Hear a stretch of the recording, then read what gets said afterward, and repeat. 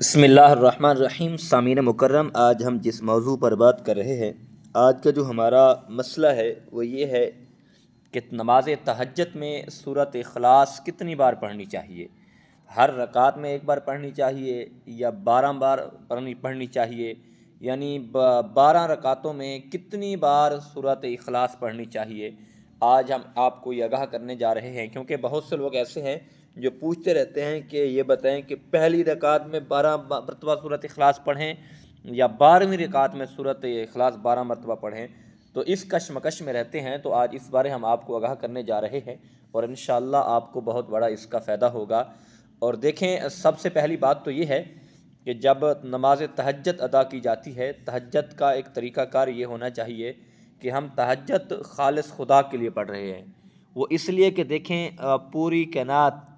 مخلوقات اور جنات، یعنی ہر چیز سکون میں، آرام میں ہوتی ہے، لیکن اس وقت اٹھ کر اگر کوئی بندہ رب ذوالجلال کی بارگاہ میں نماز تہجد ادا کرتا ہے تو ہمارے بزرگ فرماتے ہیں، کملی والے آقا تاجدار مدینہ صلی اللہ تعالیٰ علیہ وسلم کا فرمان علی شان ہے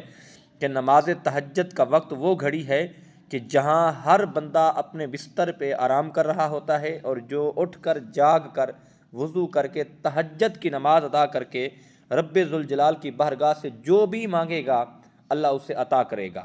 اس وقت رب کی رحمت یہ آواز دیتی ہے، کوئی ہے مجھ سے رزق مانگنے والا، کوئی ہے مجھ سے شفا مانگنے والا، کوئی ہے مجھ سے کوئی چیز مانگنے والا تو میں اسے عطا کروں۔ اور جو بندہ اس وقت اٹھ کر رب کو راضی کر لیتا ہے، نماز تہجد ادا کر کے دعا مانگتا ہے، اللہ اس کی حاجت کو پورا کر دیتا ہے۔ لیکن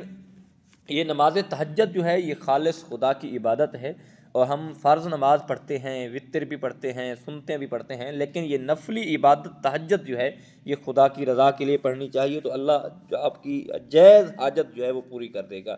اور اس کے بعد اب سورۃ اخلاص کتنی بار پڑھنی چاہیے؟ پہلی رکعت میں کتنی بار پڑھنی چاہیے، دوسری میں، تیسری میں، اور نماز تہجد کی رکعتیں کتنی ہیں، آج اس بارے ہم آپ کو آگاہ کرنے جا رہے ہیں۔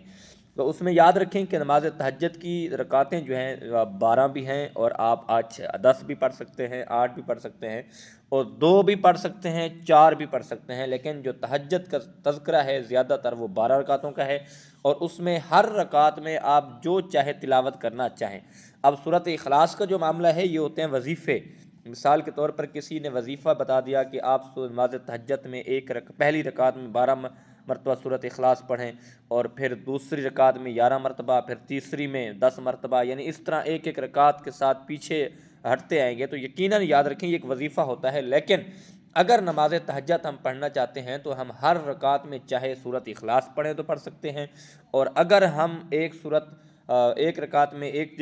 سورت سے پڑھیں اور دوسری رکعت میں دوسری سورت پڑھیں تو ہم اس طریقے بھی پڑھ سکتے ہیں، کوئی حرج نہیں ہے۔ مقصد یہ ہے کہ نماز میں قرآن پاک کی تلاوت کریں، لیکن یہ نہیں ہے کہ لازمی ہی سورۃ اخلاص پڑھیں۔ سورۃ اخلاص ہاں، جس کو نہیں آتی کوئی اور سورت وہ تو سورۃ اخلاص پڑھ سکتا ہے، ورنہ پورے قرآن سے آپ کہیں سے بھی تلاوت کر سکتے ہیں، آپ کہیں سے بھی نماز تہجد کی نماز میں قرآن پاک میں تلاوت کر سکتے ہیں۔ لیکن سورۃ اخلاص کا پھر ایک بار بتا دوں، یہ ایک وظیفہ ہوتا ہے، کوئی وظیفہ بتا دیتا ہے بزرگ کہ آپ تہجد میں سورۃ اخلاص 1 مرتبہ پڑھیں یا سورۃ اخلاص 12 مرتبہ پڑھیں، یعنی پہلی رکعت میں 12 مرتبہ پڑھیں، یا آپ پہلی رکعت میں 1 مرتبہ پڑھیں، دوسری رکعت میں 2 مرتبہ، تیسری میں 3 مرتبہ، اسی طرح 12 رکعتوں میں 12 مرتبہ ہو جائے گی۔ تو یہ ایک وظیفہ ہوتا ہے، ایک عمل ہوتا ہے۔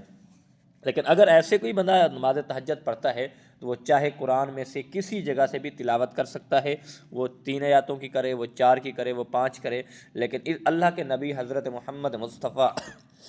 مجتبیٰ صلی اللہ تعالیٰ علیہ وسلم نے فرمایا کہ جب تم اکیلے نماز پڑھو کچھ قرات لمبی کیا کرو، یعنی لمبی قرات کیا کرو، تو پھر اس میں مزہ اور سکون ہے، اور اللہ پاک ہماری عبادت قبول فرمائے گا۔ یقیناً یاد رکھیں، ہم تو اس لیے ہی عبادت کرتے ہیں تاکہ ہمارا رب ہم سے راضی ہو جائے اور ہماری خطاؤں کو معاف کر دے، ہمارے گناہوں کو معاف کر دے، تاکہ ہم اپنے رب کو راضی کر سکیں، رب کی بارگاہ میں سجدہ کر سکیں۔ اور دلی دعا ہے اللہ پاک ہمیں نماز پڑھنے کی اور رب کو راضی کرنے کی توفیق عطا فرمائے۔ وما توفیقی الا باللہ العلی العظیم۔